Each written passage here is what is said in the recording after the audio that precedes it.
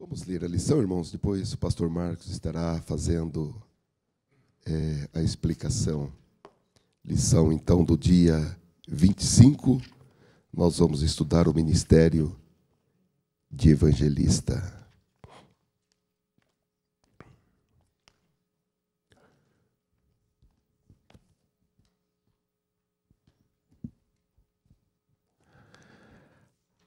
Atos dos Apóstolos, é o primeiro texto, capítulo 8, versículo 26 a 35. O ministério de evangelista. O nosso texto áureo diz: mas tu, sê sóbrio em tudo. Sofre as aflições, faze a obra de um evangelista, cumpre o teu ministério. 2 Timóteo, capítulo 4, versículo 5. A verdade prática diz: o evangelista proclama o pleno evangelho de Cristo com ousadia. É um arauto de Deus no mundo. Vamos então ler a partir do versículo 26 do livro de Atos, do capítulo 8. Vamos ler todos juntos? 1, 2, 3. E o anjo do Senhor falou a Felipe, dizendo: levanta-te e vai para a banda do sul, ao caminho que desce de Jerusalém para Gaza, que está deserto. E levantou-se e foi. E eis que um homem eutípio, eunuco, mordomo-mor de Candace, rainha dos etíopes, o qual era superintendente de todos os seus tesouros, e tinha ido a Jerusalém para adoração.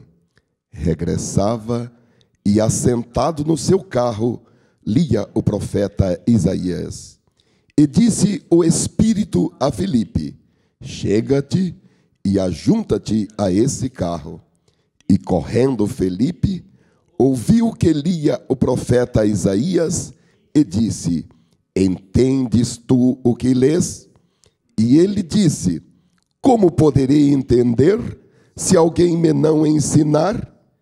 E rogou a Filipe que subisse e com ele se assentasse.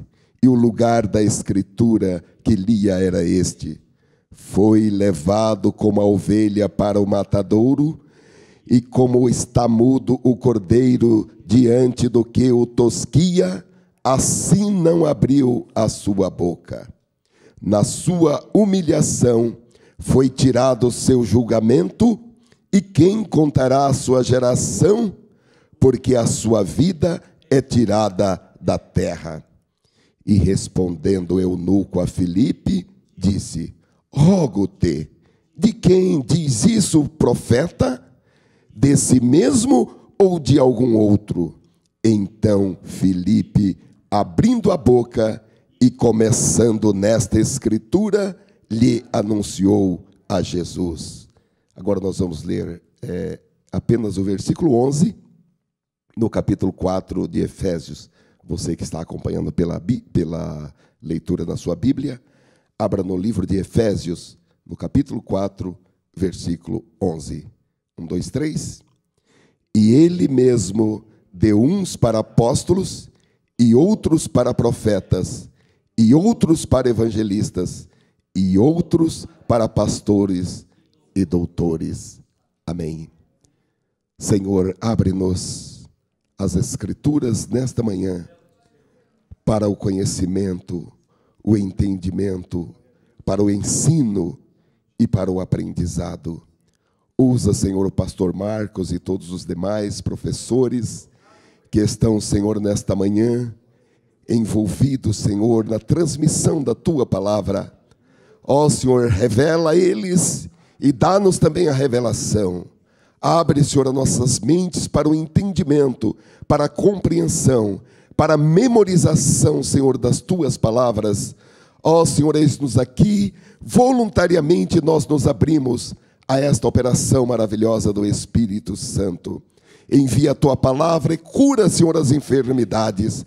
Envia a Tua palavra, Senhor, e dá, Senhor, enriquecimento, Senhor, mental e emocional para os Teus servos e as Tuas servas. Dá-nos, Senhor, uma manhã de curas maravilhosas em nosso meio. Alcança, Senhor, os nossos irmãos e os nossos amigos que estão conosco à distância pela internet. Alcança, Senhor, com a Tua mercê, com a Tua bênção, com a Tua cura.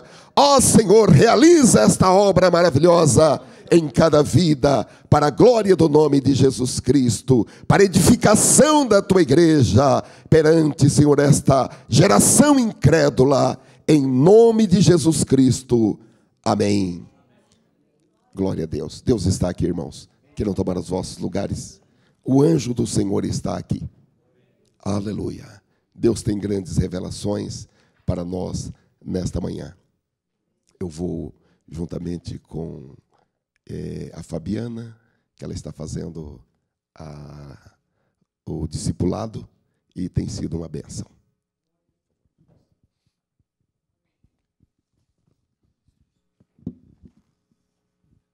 A paz do Senhor para todos os irmãos. Amém? Maravilhoso, né, irmãos? Está uma manhã assim diferente. O frio está convidativo a ficar em casa, na cama, dormindo.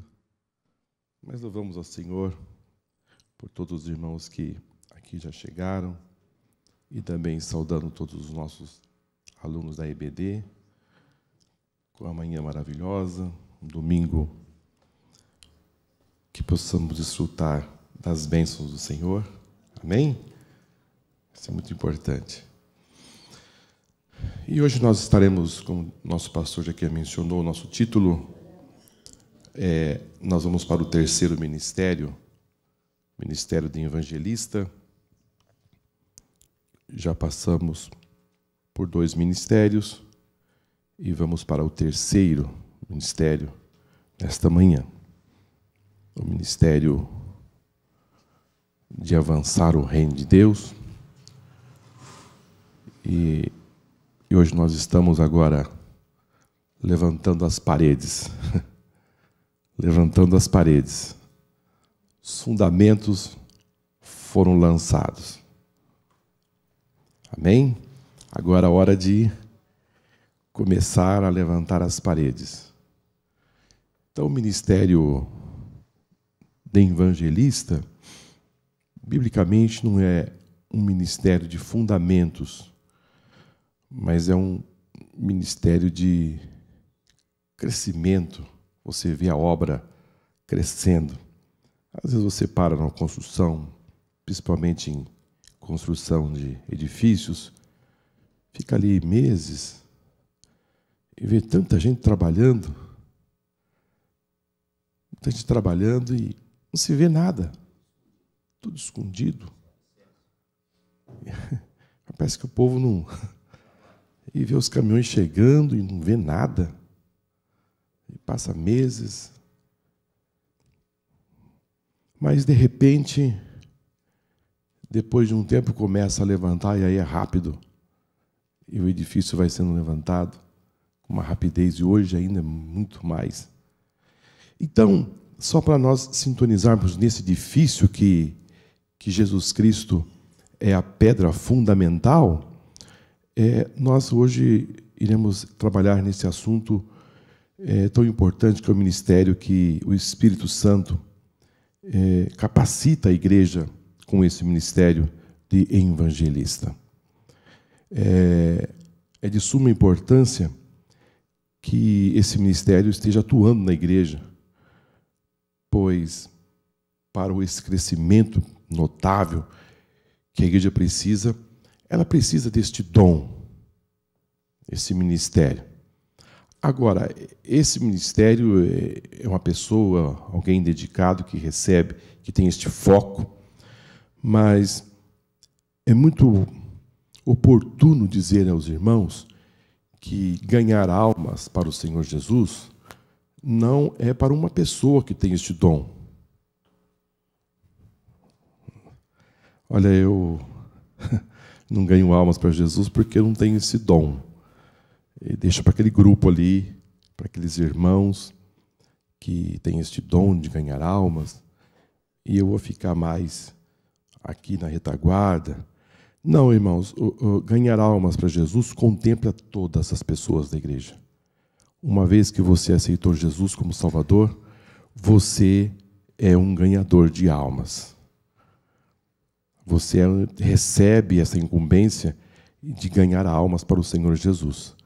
Então, faz parte de um grupo exclusivo da igreja, ganhar almas. Todos devem ganhar almas. É bem verdade que este dom que manifesta na igreja, essa pessoa, ela não pesca às vezes com uma varinha, mas tem uma capacitação de argumentar multidões para o Senhor Jesus. Ele amanhece, anoitece, e é a pessoa que só pensa nisso. Ele não tem outro pensamento. Ele vive pensando em ganhar almas. É um dom ministerial que ele fica inquieto se ele não ganhar almas. É uma coisa impressionante. E qualquer barranquinho ele está subindo e pregando, e não perde a oportunidade, porque o seu respirar é vendo almas aceitando a Jesus. É um dom maravilhoso que ele recebe. Ou ele prega para multidões, ou ele prega para uma pessoa. Pé de milho? É.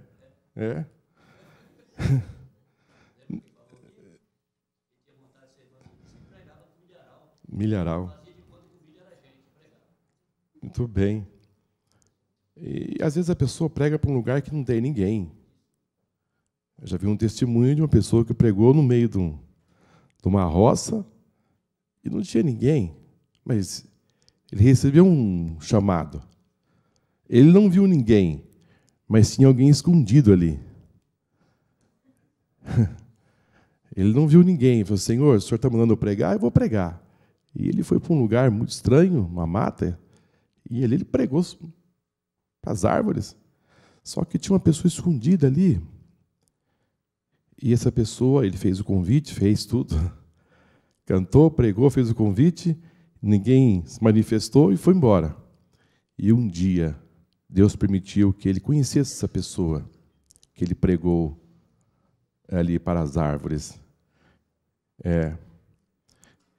Se Deus mandar você fazer, irmão, faça. Não questione, não.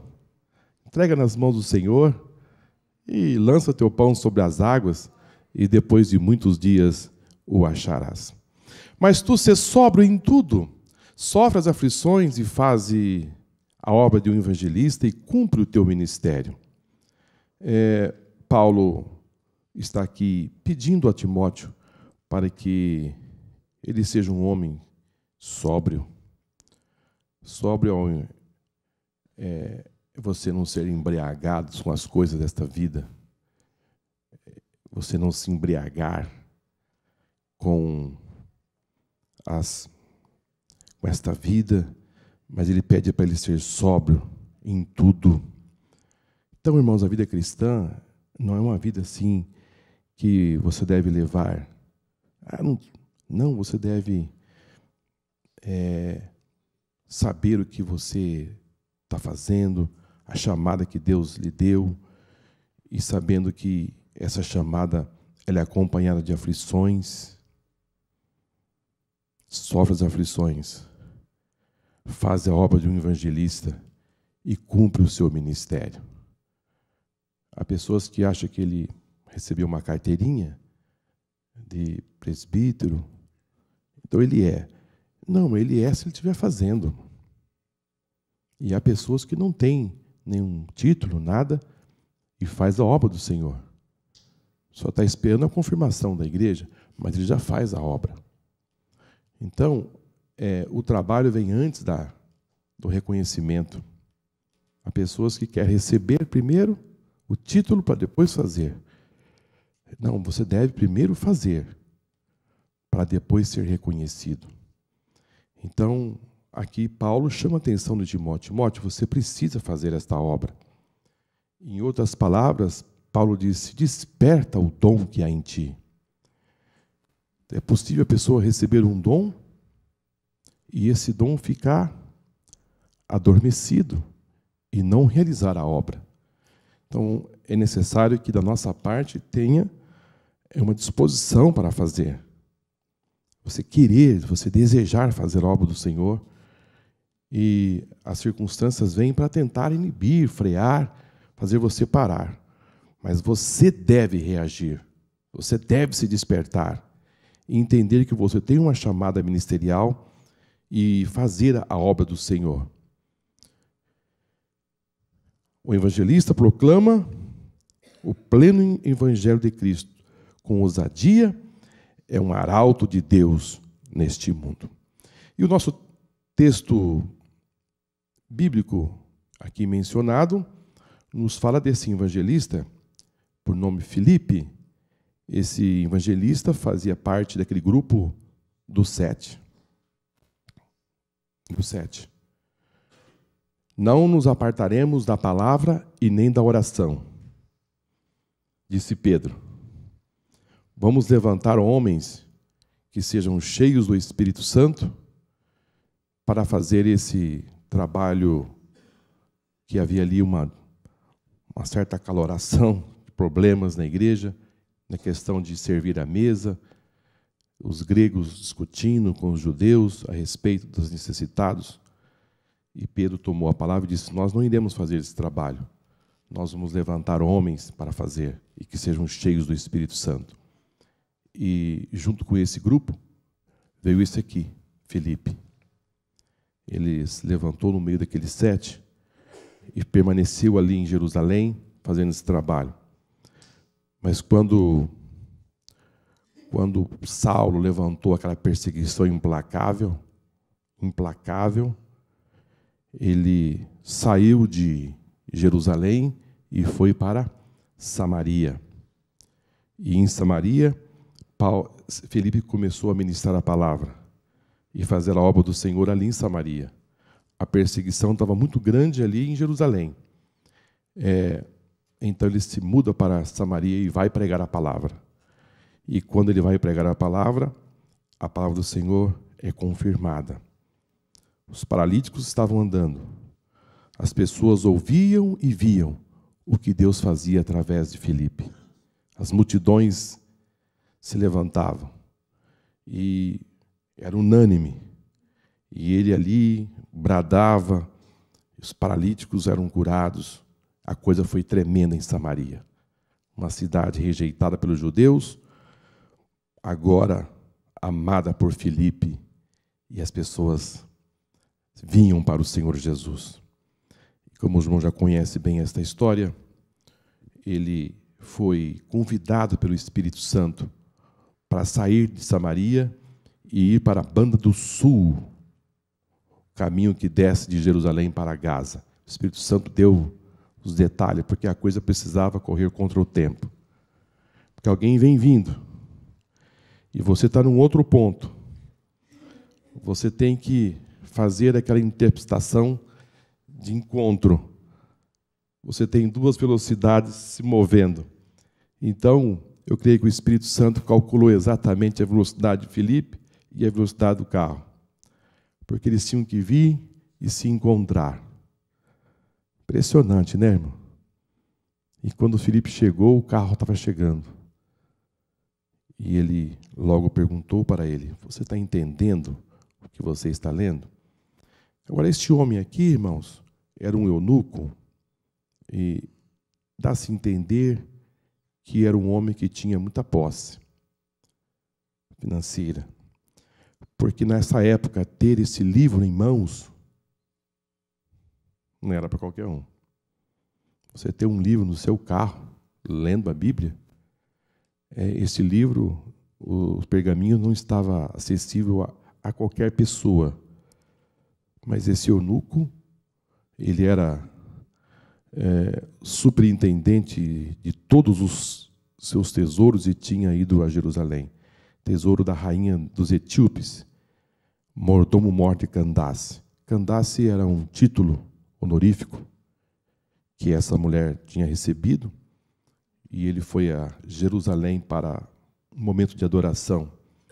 Então era um homem que tinha posses financeiras, e ele comprou o livro da lei, e ele vinha lendo e não estava entendendo nada. E Filipe se achega a ele, e ele sobe na carruagem, explica a palavra de Deus, e de repente eles param, e o eunuco é batizado. Impressionante, né, irmãos? Naquela época as pessoas aceitavam a Jesus, e imediatamente eles não perdiam tempo. Você creu? Creu. Eram batizados. Recebia logo o batismo. E ele saiu das águas. E quando ele sai das águas, algo lindo acontece. O eunuco vai para a sua carruagem. E Filipe estava numa estrada dentro do deserto. E o Espírito Santo, esse mesmo que chamou Filipe, agora pega Filipe nos braços e vão fazer uma viagem de volta. Não andando, mas voando. Coisa linda, né? E Filipe se achou lá em Azoto. E ele chegou lá e não foi procurar contar, não. Ele diz que ele chegou em Azoto e foi continuar pregando a palavra ali em Cesareia. Cesareia foi o lugar onde ele foi morar, e ele disse que ele tinha 4 filhas. E as 4 filhas eram crentes. E as 4 filhas eram profetas. Coisa linda, irmão. E virgens. Impressionante. Que homem, que família. Que exemplo para nós. Olha aqui. O homem já foi selecionado lá em Jerusalém, cheio do Espírito Santo. Vai para Samaria e faz um trabalho magnífico. Sai do meio das multidões e vai para um lugar deserto. Pregar para uma pessoa. Essa pessoa ia fazer um trabalho fortíssimo aonde? Na África. E ele viaja aos braços do Espírito Santo para Azoto. E chega ali, ele continua. Fixa a residência ali em Cesareia. E agora, quando a Bíblia fala da sua família, fala que ele tinha 4 filhas.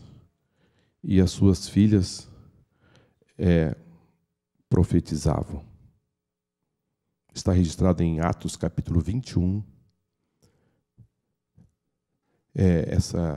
Esse fato é que Paulo passou por ali na sua viagem, quando ele vai para Jerusalém, depois é preso no templo.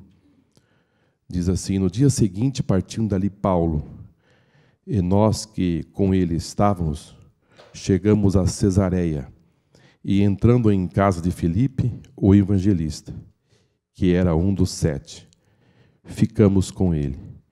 Tinha esse 4 filhas donzelas que profetizavam. Impressionante. Família, um exemplo para nós, né, irmãos? Um exemplo de família, um exemplo de vida, e comprometido com a salvação de almas, focado. É impressionante, nos seus dias ele se deu para o Senhor Jesus, preocupado com o evangelismo, e hoje nós estamos aqui depois de 2000 anos, praticamente, nós estamos falando desse evangelista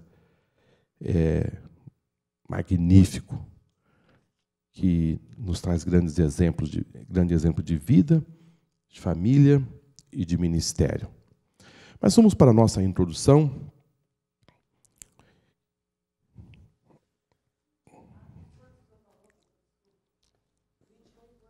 21 e 8 do livro de Atos.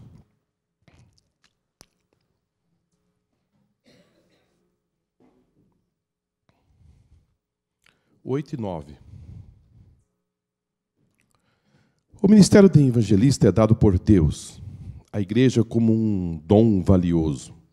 Por isso, estudaremos procurando vislumbrar como o Senhor Jesus o considerou e como esse dom ministerial por Deus concedido é tratado em o Novo Testamento, bem como sua destacada operação nas igrejas de Corinto e Éfeso. Temos de Jesus a ordem para pregar o Evangelho.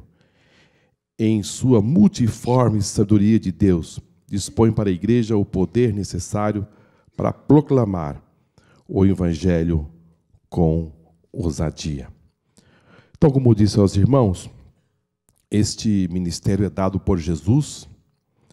Nós tratamos os dons do Espírito Santo e este ministério é outorgado pelo Senhor Jesus para, assim, capacitar a igreja, visando ganhar almas para o Senhor Jesus. Nós estamos hoje com praticamente metade da população do nosso planeta nunca ouviu falar de Jesus. É muita gente. É muita gente. É bem verdade que existe um trabalho sendo feito por muitas pessoas, mas, irmãos, nós temos ainda do outro lado, no planeta, milhões de pessoas que não ouviram falar da salvação. E sem contar que, na Europa, por conta desse trabalho do governo e as famílias não querendo ter filhos,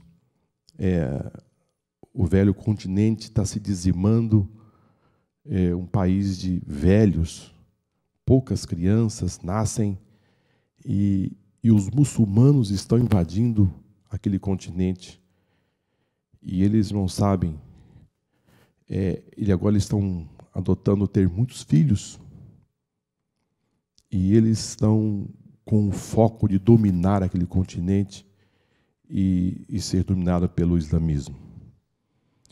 E nós, como Igreja do Senhor Jesus, precisamos assim estar atento, acordar, porque o diabo, o nosso adversário, ele procura todos os seus meios, as leis aplicadas pelos governos, o caminho que a situação vai caminhando, e ele se molda da sua forma para ganhar o seu espaço. Segundo estudos, não vai demorar muito,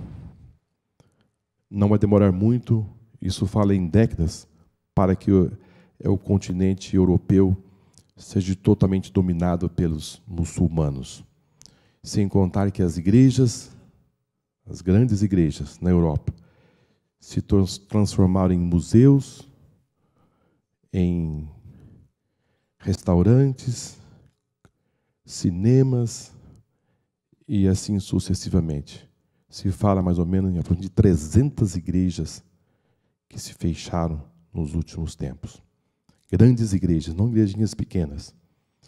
Então, irmãos, e dizendo que a Inglaterra e esses países foram um berço, foi ali que surgiu e saíram muitos missionários para o mundo, e hoje ela vive nessa decadência espiritual profunda. Tem cidades, irmãos, que não tem nenhuma igreja. Nenhuma igreja. Cidades pequenas não tem nenhuma igreja evangélica. E as pessoas totalmente indiferentes ao Evangelho de Jesus Cristo. E nós precisamos reagir. Nós precisamos fazer algo a mais para o Senhor. Deve pulsar no nosso peito assim uma preocupação com essas famílias, com essas pessoas que não querem saber de Jesus. Eles não querem, irmãos. Eles não querem. O Deus deste povo é Mamon. Eles correm atrás do dinheiro. Dinheiro e mais dinheiro. Buscam a matéria, aquilo que vê, e não querem saber nada de algo espiritual.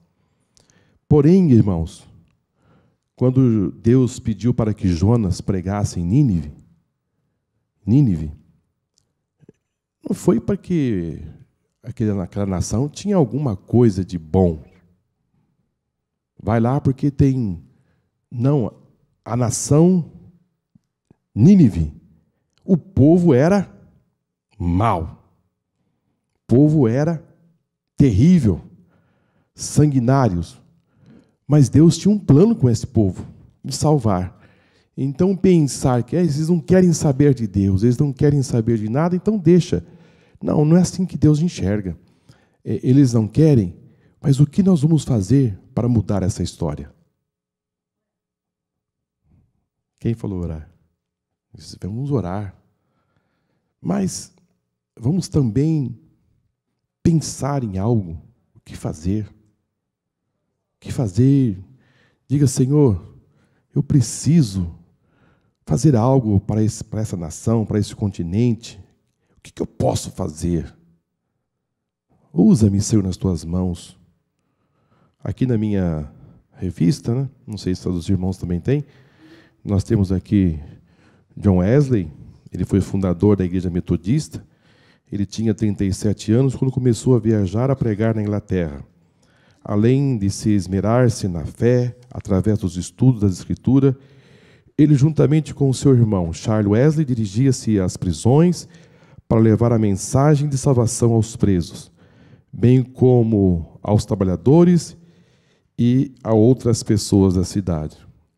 John Wesley, irmãos, ele começou trabalhando e estudou muita palavra do Senhor, foi um estudante magnífico. E depois ele, nas suas viagens que ele fez, ele entendeu que o caminho estava errado com seus estudos e, de repente, ele teve uma visão, enxergou algo e ele disse, eu preciso ganhar almas para o Senhor Jesus. Eu preciso ganhar almas. E conta, irmãos, que ele, no seu cavalo, ele arrumou um jeito de cavalgar, lendo a Bíblia e os livros. Então ele viajava no seu cavalo.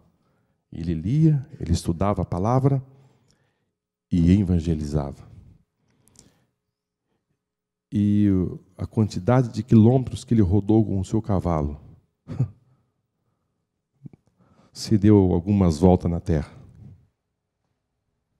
É pouco? É muito pouco? Ele estava o quê? Preocupado em ganhar almas. E usou as ferramentas que tinha. Então Deus vai usar as ferramentas que nós temos e nós vamos ganhar almas para o Senhor Jesus. Jonatas, um do pastor congregacional do século VIII, que viveu para pregar o Evangelho de Cristo, não há sermão mais famoso da história que pecadores nas mãos de um Deus irado. Ele participou do movimento de grande avivamento e despertamento espiritual no seu país, nos Estados Unidos. Davi Wilkerson, o pastor Davi Wilkerson, iniciou o seu ministério no ano de 1958, em Nova York. Ali ele pregou para pessoas drogadas, marginalizadas, representadas pelas gangues locais. A obra A Cruz o Punhal, mundialmente conhecida, narra esse período de vida de Wilkerson. Ainda há outras obras desse grande evangelista, faminto por mais de Jesus. E toca a trombeta e diz, em Sião, ambas ditadas pela Capete. Tem um outro livro dele também que chama Foge, Nick, Foge. Não está aqui mencionado. Então, irmãos, são homens, e tem outros, quantos outros que nós poderíamos citar, que fizeram um trabalho magnífico, visando ganhar almas para o Senhor Jesus. E nós podemos fazer mais para ele. Primeiro tópico, Jesus envia os 70. São poucos os que anunciam. Quando Jesus enviou os 70 para anunciarem as boas novas do reino de Deus, na região da Galileia, ele asseverou: grande é, em verdade, a seara, mas os obreiros são poucos. São poucos porque, primeiramente, os discípulos não podem proclamar a si mesmo ou uma mensagem própria. Em segundo lugar, porque os discípulos do Senhor são enviados a falar unicamente e exclusivamente de Jesus e do reino de Deus, jamais de si mesmo. Lamentavelmente, ao longo do século, muitos foram aqueles que, na seara do Senhor, falaram em seu próprio nome e pregaram a sua própria mensagem. Os discípulos, segundo o coração do Nazareno, ainda são poucos, mas o Senhor continua a convocar obreiros para a sua seara. Aqui Jesus envia, convoca os 70 para ir para a região do sul, e depois ele vai chamar os 12 para ir para o norte. Você percebe que Jesus tinha uma visão ampla.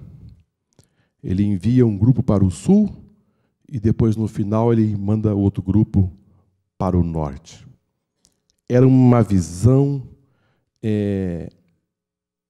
de conquista. Quando ele manda esses 70 para o sul, Jesus envia para as cidades que ele ainda não tinha ido. Jesus queria ganhar tempo. Jesus queria ganhar tempo. Ele manda na frente. Ele manda e ele capacita. Ele não manda assim de qualquer maneira. Quando ele envia, ele dá todas as condições para você avançar e para você colher os resultados.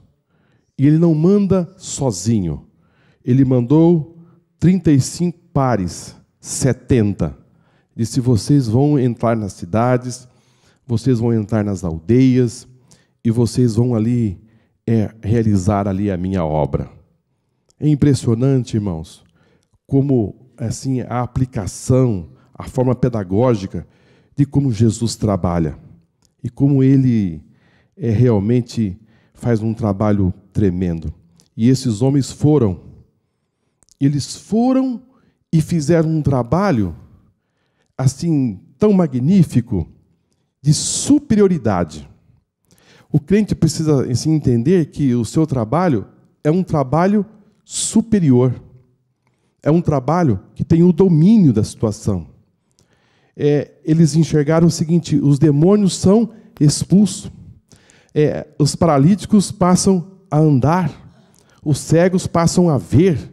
Então, esse grupo de 70, eles voltaram muito entusiasmados. Mas vamos perceber que esse grupo de 70 foi um trabalho temporário. Não foi um trabalho permanente. Eles foram e voltaram. E muito feliz e muito alegre. E Jesus depois fecha esse assunto dizendo: olha, vocês estão muito alegres, mas eu quero que vocês fiquem mais alegres ainda. Porque vocês, a carteira de vocês, tem um registro não na terra, mas no céu. Vocês foram chamados, incumbidos, embaixadores de Deus para esse grande trabalho. Então, quando você está fazendo a obra do Senhor, você é um embaixador do céu. Você é a boca de Deus falando aqui na terra. Você exerce uma função de suma importância. Nunca pense que esse trabalho que você está fazendo é um trabalho assim pequeno, um trabalho minúsculo, sem nenhuma importância. Não, é um trabalho de suma importância. Faz-me lembrar de um trabalho de 2 ou 3 jovens numa cidade do nosso interior, do nosso estado. Eles saíram para evangelizar depois da escola dominical. Eles estavam em festa E o pastor disse, olha, vamos aproveitar o nosso intervalo do almoço, o culto começa às 2h, mas aqueles que quiserem sair depois do almoço entregando folheto, façam e convide as pessoas para estar à tarde no culto. E os jovens saíram, cada um pegou um pouco de folheto e saíram para convidar as pessoas. E eles, andando pelas ruas da cidade, e encontrou um senhor e evangelizou e falou de Jesus, e disse que Jesus salvava e curava as pessoas. E aquele homem disse, olha, você está dizendo que Jesus cura paralítico? Disse, Jesus cura. Ele disse, se Jesus curar um paralítico, eu vou na sua igreja e me torno um crente. Ele disse, mas Jesus cura. E os jovens disseram, não, vem aqui. E desceram a rua, irmãos, e chegaram na casa de um homem. E o homem era paralítico. E aí? E aí? E os jovens entraram ali e oraram para aquele homem. Eles não sabem o que foi que aconteceu. O paralítico saiu da cadeira de roda e deu um salto. Só que é o seguinte, irmãos, o culto das 2h invadiu o culto à noite.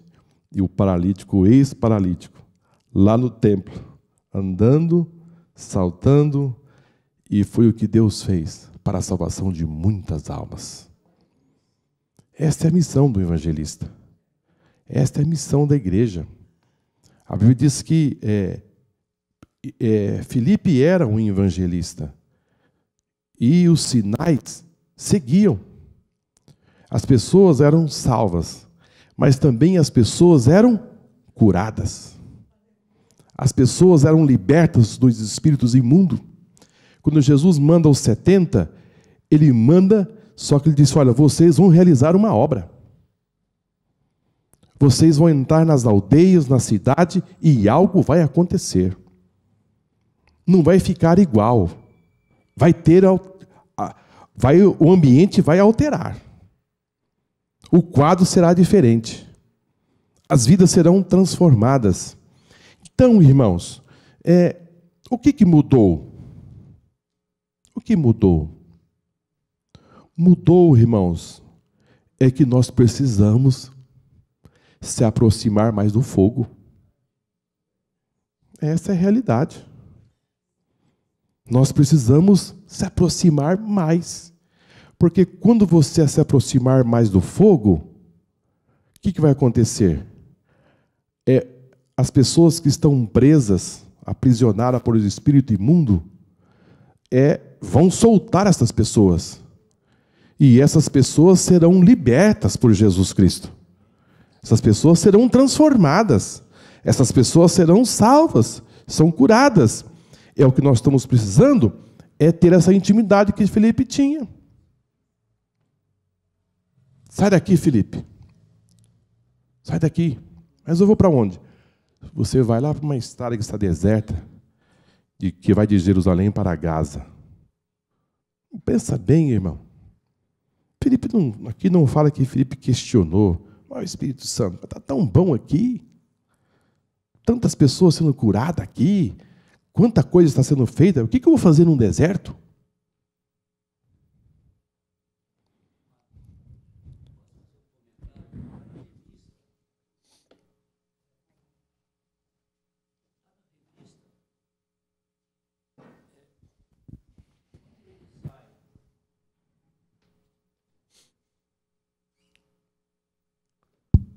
Quando ele sai a primeira vez, você falou que ele saiu por causa da perseguição. Sair pela perseguição é uma coisa. A segunda vez, quando fala para ir para Gaza, é o anjo que fala. O anjo do Senhor disse, vai para Gaza. Mas quando ele obedece e vai para Gaza e batiza o eunuco, já não é o anjo que está conversando com ele. Diz que o Espírito o tomou e o arrebatou até as outras. Então parece que há uma gradação, um crescendo. Primeiro, ele é afastado por uma necessidade da perseguição.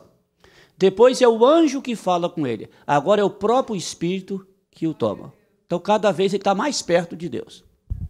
E subindo mais, né? E subindo. E só mais uma coisa. E ele começou como diácono, agora ele é evangelista. Então, ele começou como um serviçal das mesas, agora ele está dentro do ministério. Ele está crescendo, sempre crescendo. Sempre crescendo. E a Bíblia diz, irmãos, que os diáconos devem ser o quê? Devem ser o quê? Primeiramente, provados. Para depois. Os diáconos devem ser primeiramente provados. Para depois. Eu, assim, irmão, no meu tempo inteiro de ministério, eu nunca vi uma pessoa ser chamada para ser diácono e depois dizer, olha, não deu certo. É levado para frente. Vai caminhando. Então, irmãos, nós estamos precisando mais de pessoas que realmente estão comprometidas com o Evangelho de Cristo, para levar as boas novas. E essas boas novas se fazer acompanhar o quê? Os sinais. Que haja conversão, que haja cura, que haja milagres, e que as pessoas venham para o Senhor Jesus, e, enfim, as obras. Jesus entrava nas cidades, irmãos, era impressionante. Ele fugia, às vezes, das propagandas. Ele curou pessoas e disse, olha, não conte para ninguém. Não conte. Não divulga isso. Quando Jesus curou os leprosos, assim, pessoas, quando ele entrou no início do seu ministério, Jesus precisava entrar na cidade. Mas ele curou uma pessoa antes de entrar. Então o que Jesus fez? Não conte para ninguém. Porque se você contar, a cidade vai ficar alvoroçada para milagres. E eu preciso transmitir uma palavra para esta cidade. Olha, irmão, que diferença. Hoje, eu creio que esse egoísmo, esse crescimento humano de querer esse status, tem prejudicado muito, viu, irmãos? Se a pessoa se Deus operar um milagre na vida assim, através dele, acho que não tem igreja mais para ele. Fica grande demais, é impressionante. Então, Jesus ensinou o caminho. Quando você quer atingir as almas, evite as pessoas de contar o que você fez, para que o reino do Senhor seja alcançado. Então, como ele não queria ele precisava entrar na cidade, mas o leproso, primeiro que ele encontrou, ele contou. E quando Jesus entrou na cidade, o reboliço estava feito. Então, essa intimidade com Deus nos leva a grandes manifestações do Espírito Santo, a grandes milagres, e a obra do Senhor realmente acontece. Enviados para o meio de lobos, proclamar o Evangelho no mundo contrário às mensagens do reino de Deus, certamente levaria os arautos de Cristo a serem perseguidos. Os 70 que Jesus enviou seriam rejeitados, perseguidos e até ameaçados de morte. A história da igreja nos mostra que pessoas pagaram com a vida por professar a fé em Cristo. Nas últimas décadas, mais cristãos foram mortos no mundo que em qualquer outra época da história da igreja. Os verdadeiros evangelistas enfrentarão ainda muitas perseguições, sobretudo em países dominados por religiões anticristãs e fundamentalistas. Eles são comparados a cordeiros que se dirigem para o meio dos lobos. Hoje, irmãos, é lamentável saber que há missionários secretos. Se eu me expor, eles vão me matar. Lamentável. Mas também nós sabemos de missionários que vão e dão a própria vida. Dão. realmente faz uma obra. Jesus, ele envia para o meio de lobos. Quando nós somos chamados para esse ministério, abraçamos a Jesus, como diz o pastor Fausino, hoje, aqui onde nós estamos vivendo, dizer que você é um crente, é um cristão, e às vezes as pessoas põem até no currículo, põem até no currículo, que é crente, porque é um meio de chamar a atenção para dizer que é uma pessoa boa, uma pessoa cristã, mas servir ao Senhor, ainda, irmãos, tem resistência. Às vezes velada, em países dominados por religiões anticristãs e fundamentalistas, às vezes não é do governo a repressão, mas são grupos radicais que se levantam e quando o pastor ou o missionário está chegando em casa, eles são atacados por pequenos grupos, e são mortos. E os governos nada fazem. Fazem vista grossa, nada fazem. Então a família é morta, e quando eles identificam que aquela família é uma família cristã. Isto, irmãos, Jesus deixou bem claro: eu vos envio no meio de lobos.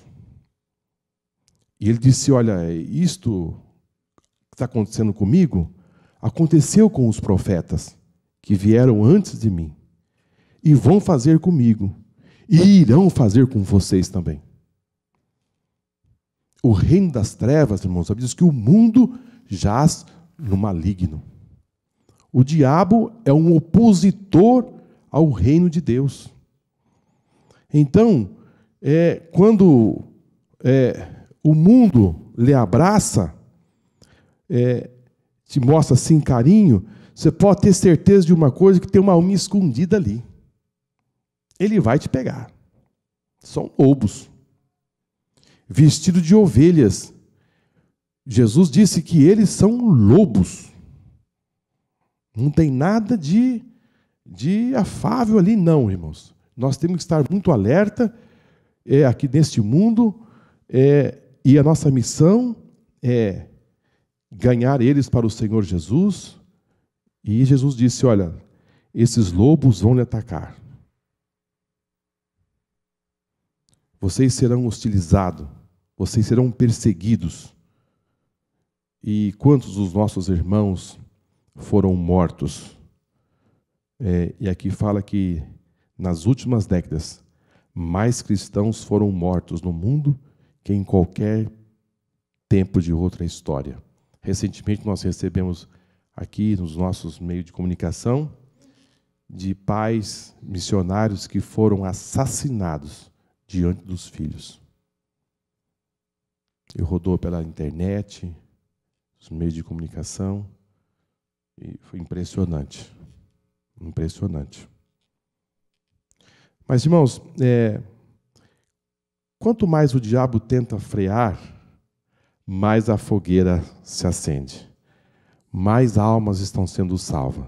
Não vai parar. Os sinais e as maravilhas confirmam a palavra. Os 70 discípulos receberam poder em nome de Jesus para pregar a mensagem do reino de Deus com graça. Quando voltaram da missão, os evangelistas, maravilhados e surpreendidos, diziam: Senhor, pelo teu nome, até os demônios se nos sujeitam. Mas naquele momento Jesus falou-lhes de uma realidade que eles não compreendiam. Aquele poder era para confirmar a palavra do reino e não a palavra do homem. O verdadeiro significado de desfrutar da alegria no Espírito não é apenas ver milagres, mas saber que através da exposição do Evangelho de poder, temos os nossos nomes escritos no céu. Amém? Glória a Deus. Esta é a garantia, viu, irmãos? Esse trabalho não resume somente na satisfação terrena. Foi isso que Jesus quis dizer. Jesus quis dizer, olha, essa satisfação de vocês de verem essa obra sendo feita não pode consistir somente naquilo que vocês viram, naquilo que vocês presenciaram, naquilo que vocês contemplaram, e tudo que vocês viram foi muito bom. Mas Jesus os chama para uma realidade muito além da humana, muito além do pensamento humano. Jesus os chama dizendo, olha, isso foi muito bom, mas eu tenho algo melhor para vocês. É que os vossos nomes estão escritos no livro da vida. Glória ao Senhor. Se Jesus voltar hoje, o seu nome está escrito lá no livro da vida. Lá no céu, aonde caneta humana não chega, mas a de Deus já escreveu o seu nome. Amém? Enviados para o meio de lobos. Sinais e maravilhas. Os sinais e as maravilhas confirmam a palavra. Glória ao Senhor. Os 70 discípulos receberam poder. Isso significa dizer, já disse aos irmãos, que a nossa chamada, aquilo que Deus fez e está fazendo por meio de nós, existe um poder sobrenatural. E este poder faz a grande diferença neste mundo. Como disse o pastor, nós estamos nos aproximando deste grande evento. Mas a Igreja do Senhor Jesus, ela tem uma outra missão. O nosso foco é diferente. Nós viemos aqui para disseminar a paz, pregar o Evangelho e levar as boas novas. Como seria importante? Como é importante? Nós não perdermos o nosso foco, a nossa concentração. E nós não podemos nos envolver com este quadro que se aproxima. Não. O crente, ele não participa dessas coisas. O crente, ele está focalizado 100% nas coisas de Deus. Amém? Você deve estar 100% pensando no meu Deus, no meu Senhor, na obra do meu Deus, o que eu vou fazer, as oportunidades que vão surgir nesta época para mim ganhar almas para o Senhor Jesus. Eu me lembro do meu primo, quando ele aceitou Jesus, ele queria pregar o Evangelho para todas as pessoas que ele encontrava. E eu tinha um pequeno comércio, que era com salgado, essas coisas, e um dia ele foi lá. E uma pessoa perguntou, tem tal salgado?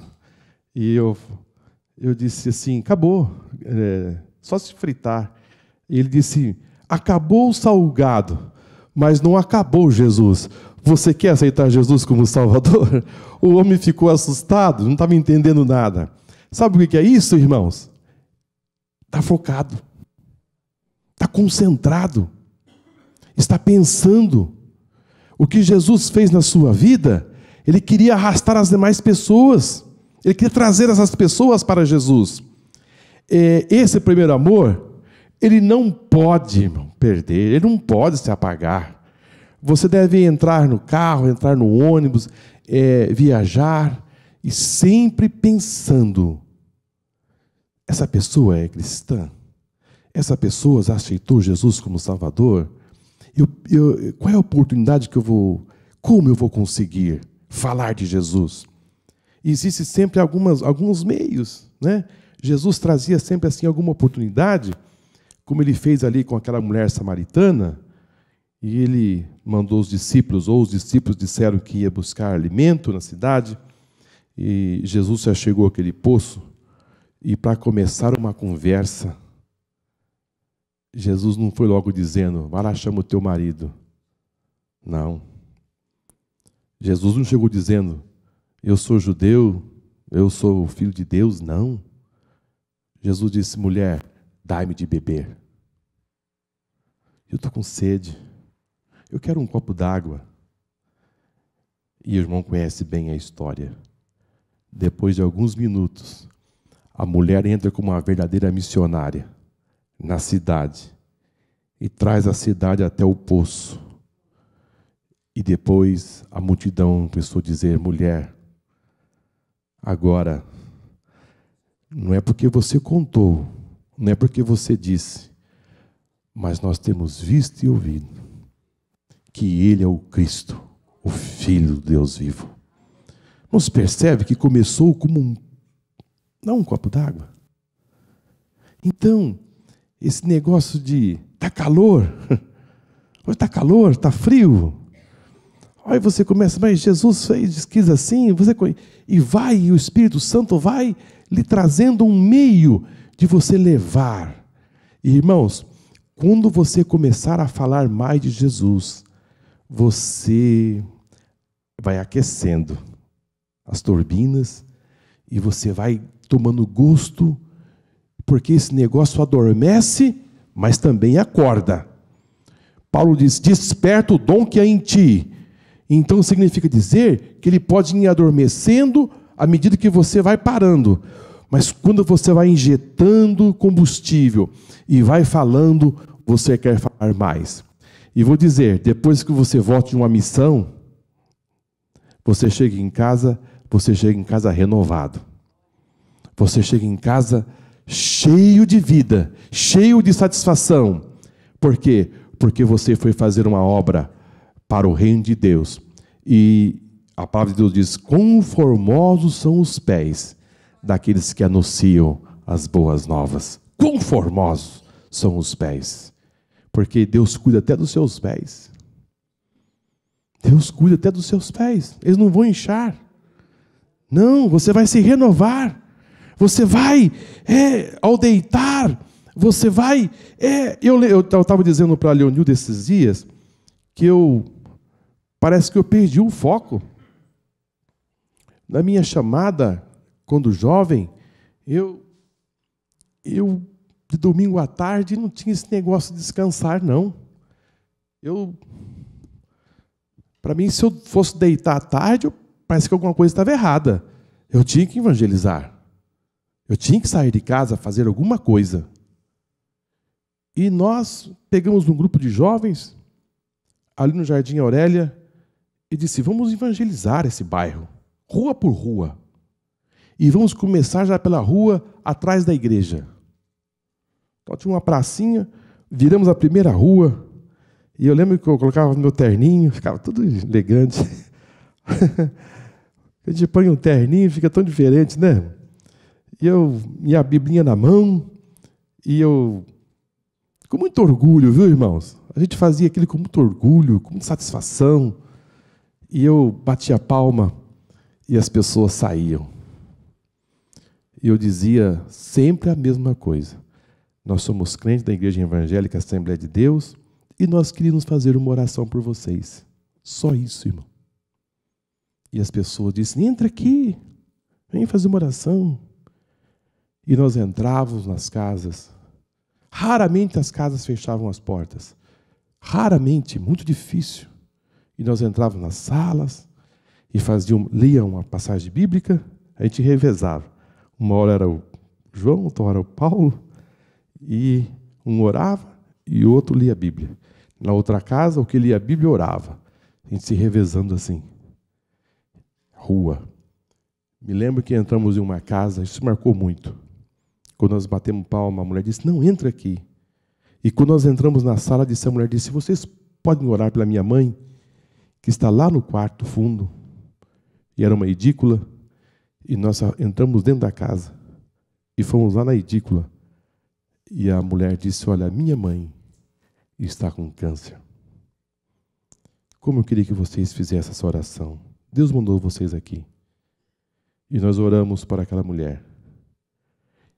E à noite, a família inteira estava na igreja. E aceitaram Jesus como Salvador. É esse, irmãos, o trabalho. É esse o trabalho que nós devemos fazer. Essa é a chamada. E hoje o Espírito Santo está me dizendo, Marcos, por que você parou? Você está vivendo do juro? O reino de Deus não tem esse negócio de juro, não. Colocou esse dinheiro no juro e agora vivendo da rendinha? Não tem. Não tem. A energia do Espírito Santo, ela não é como essa energia, não tem como guardar. Tem que ter todo dia energia nova. Se acabar a água, não tem energia. porque senão, quando tivesse muita água, guardava. Então, a energia para aquela época foi para aquela época. Agora eu preciso de almas novas, de trabalho novo. E eu preciso fazer esta obra. E outro fato que aconteceu também, isso foi ali próximo ao shopping Campinas, shopping Guatemi. Esse dia eu estava só. E eu entrei numa casa, irmãos, era uma casa assim no fundo. E eu bati palma. E uma moça lá disse, pode entrar. E eu entrei. E quando eu entrei, irmão, tinha uns 12 jovens. Assim, era um barracão. E eles estavam de guitarra e cantando.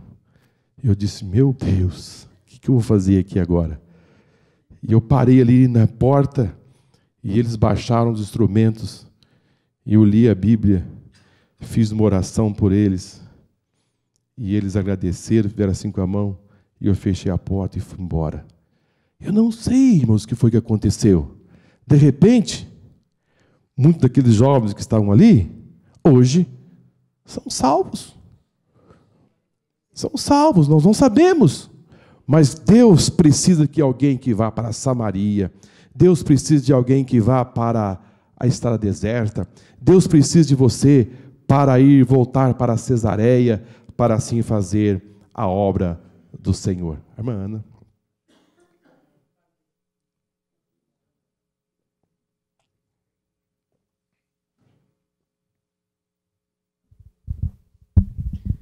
Paz do Senhor, igreja, que eu quero dizer que eu me lembrei aqui, cheguei aqui a leitura, já tinha sido feita, mas me chamou a atenção o versículo 31, onde ele disse, como podereis eu entender se alguém me não ensinar?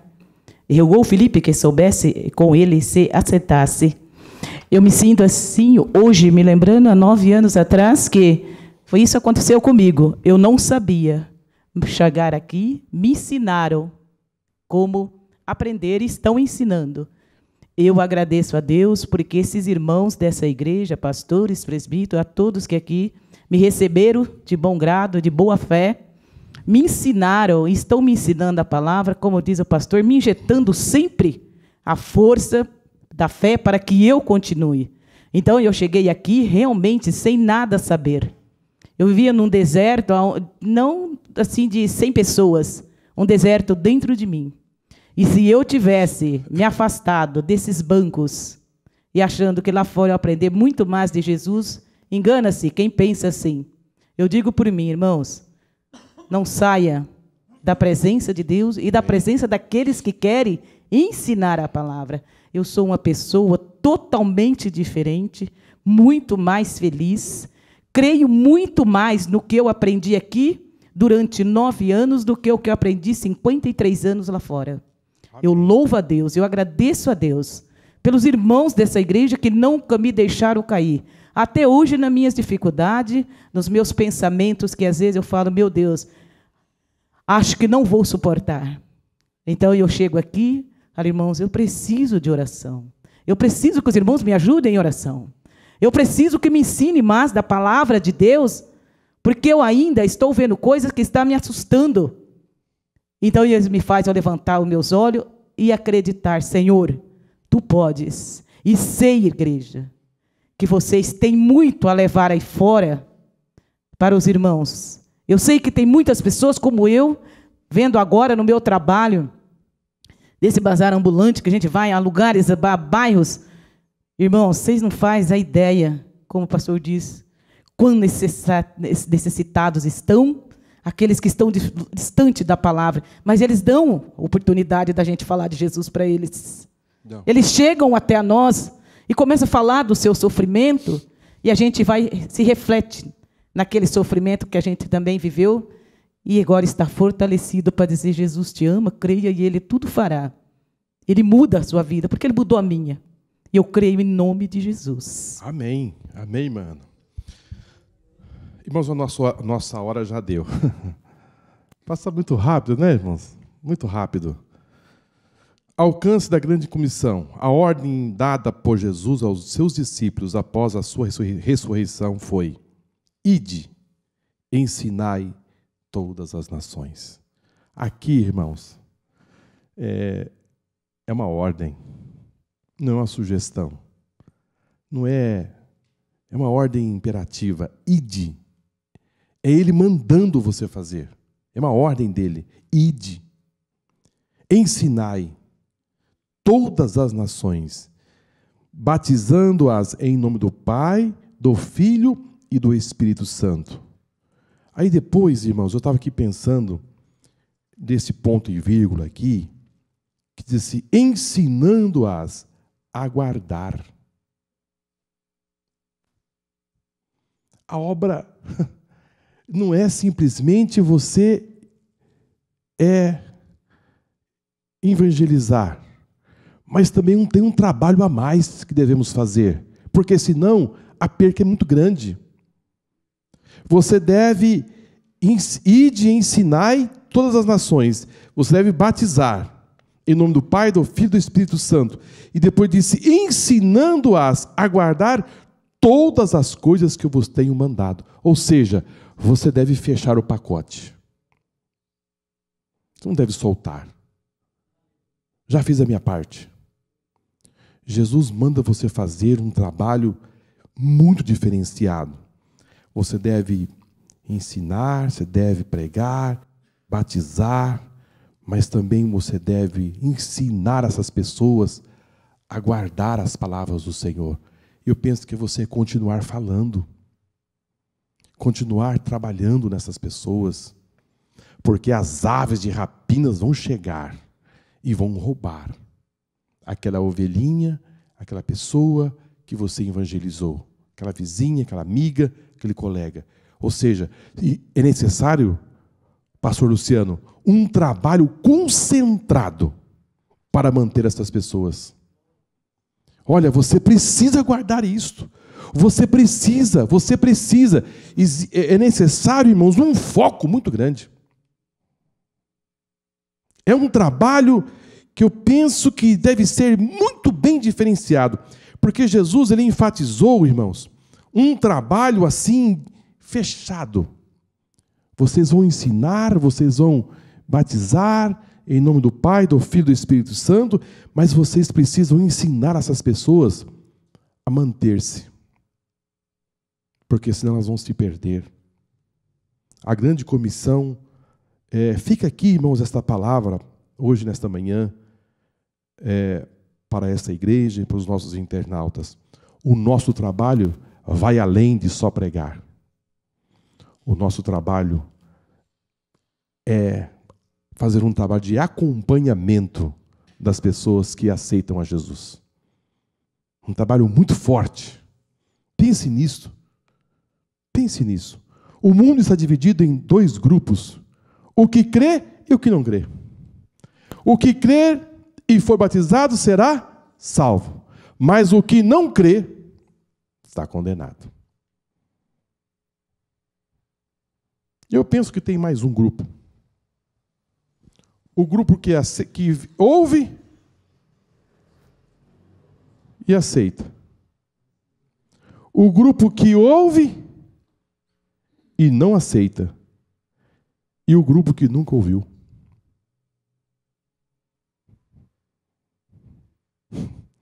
Um grupo que ouve e aceita. Um grupo que ouve e não aceita.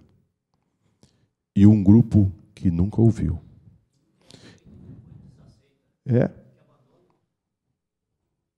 E resumindo, vira dois grupos.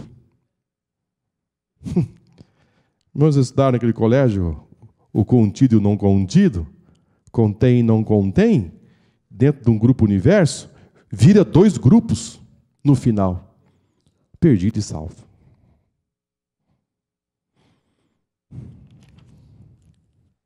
Irmão, só existe dois grupos na terra. A igreja que vai subir e os que vão ficar. Não tem mais. Quantas religiões, quantas coisas tem. Mas Jesus disse, 5 virgens prudentes e 5 loucas. 5 subirão ao encontro do noivo e 5 ficarão. A grande comissão de hoje, aqui fala a respeito das igrejas que fecharam, eu disse aos irmãos no início, não vou repetir, e o papel do evangelista, nós precisamos estar focados, e o ministério do evangelista. –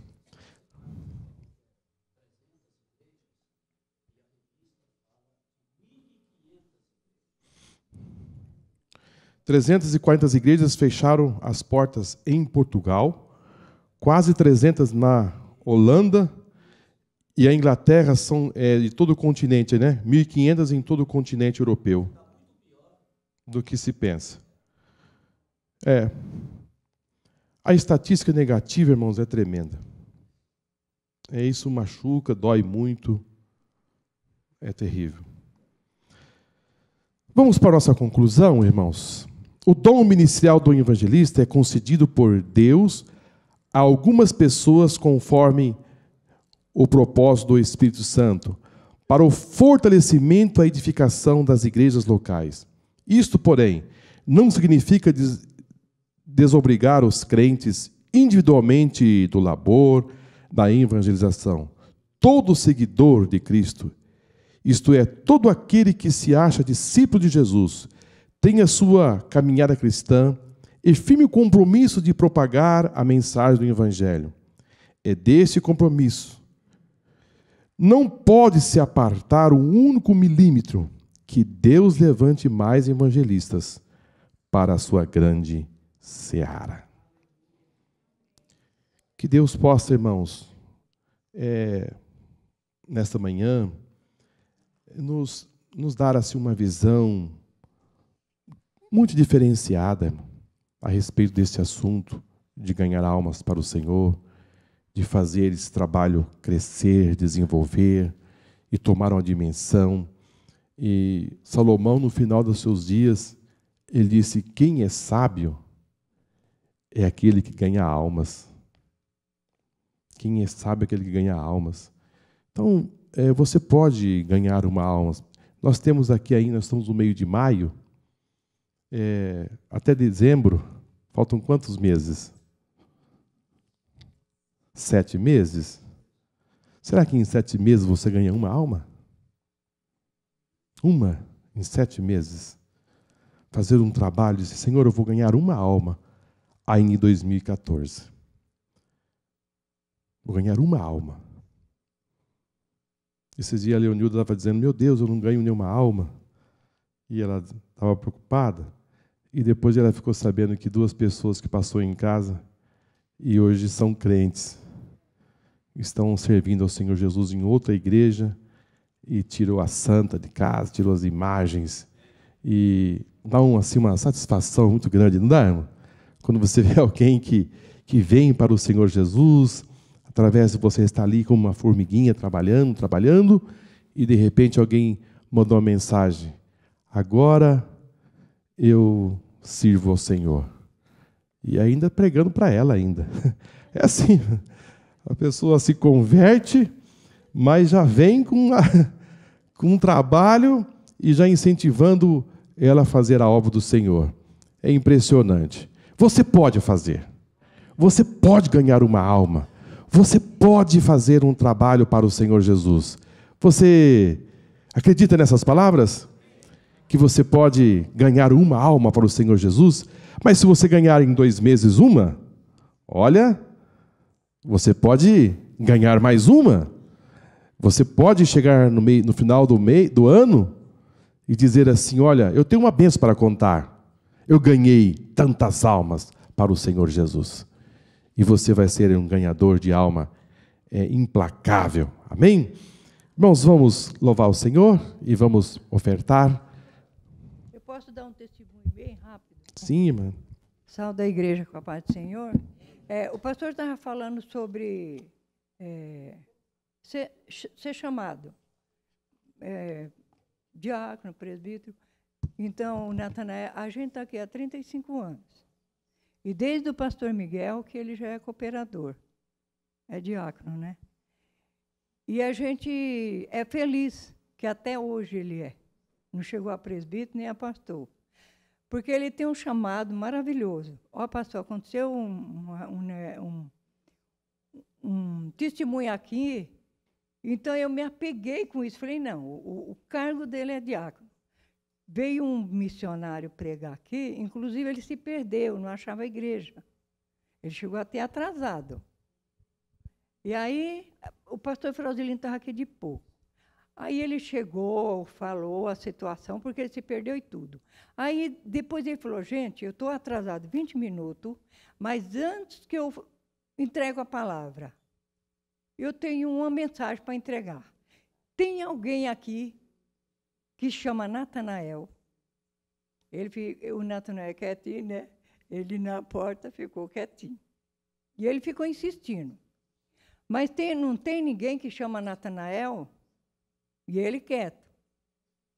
Aí ele falou de novo, ele falou, então eu não vou começar a mensagem, porque se eu não entregar... Aí eu falei, é meu esposo. Ele não falava. Tem hora que a mulher tem que abrir a boca, né? Eu falei, é meu esposo. Aí ele falou, então vem aqui, Natanael. Aí meu esposo foi aí à frente, ele deu uma mensagem para ele e falou que o Senhor se agradar muito do trabalho dele ali e que Deus estava acrescentando os dias de vida para ele, porque Deus queria ele continuando fazendo essa obra. Então, é por isso, tem irmãos lá do tempo que era a sede aqui, que falam, mas o senhor ainda é diácono? Era para ser pastor, mas é que não sabe do segredo, né? Então, deixa meu esposo sendo diácono, e eu quero que Deus acrescente os dias de vida com ele, que eu quero ver muito tempo eu e junto com ele.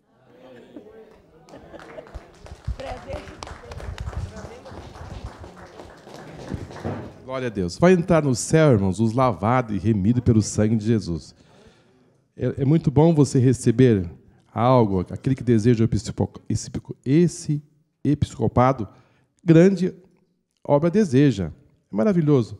Mas, irmãos, nós estamos trabalhando para chegar na mansão celestial e assim fazer a obra do Senhor. Amém? Gostaria de ler sobre o John Wesley, está no nosso site, no Círculo de Oração Online, já está lá no nosso site para quem queira ver depois. Mas eu gostaria de ler. Mostre-me 100 indivíduos que não temem nada, a não ser o pecado, que desejam servir apenas a Deus e não importam, sejam obreiros, sejam leigos, sei que farão as portas do inferno estremecerem e estabelecerão o reino de Deus na terra. As palavras de John Wesley. Amém. Amém? Amém. Maravilhoso. Amém, irmãos? Então, o Natanael... Irmãos, o Natanael é uma pessoa muito amada por esta igreja. Amém? Glória ao Senhor. Nós temos ele em grande estima, é um paizão, é um conselheiro. E eu pedi conselho para eles na sexta-feira. Eu falei assim, Natanael, senta aqui pertinho de mim, eu preciso de alguns conselhos seus. Mostra assim aonde eu estou precisando melhorar. Irmãos, mostra onde eu estou precisando assim me despontar melhor. Me oriente. E ele, com muita calma, começou a conversar comigo e dizia algumas coisas. E eu me sinto muito honrado, irmãos, de receber orientação e respeito muito esses homens de Deus. Eu estou aqui numa condição, mas ele é uma coluna dessa igreja. E você deve ter essa postura de ouvir as pessoas que Deus chamou e plantou como coluna para ajudar o seu ministério, ajudar a sua vida, e pode ter certeza que dali saem palavras sábias, confortáveis, para gerar crescimento para a nossa vida. Amém? Ele foi escolhido por Deus. A mãe de Natanael escondeu o seu filho debaixo da figueira. Quando ele era bem pequenininho, quando Jesus fugiu para o Egito. E quando Jesus disse, eu te vi você contar debaixo da figueira. Ele falou, essa história sou eu e minha mãe que sabe. Então ele tem segredos para contar para nós. Amém?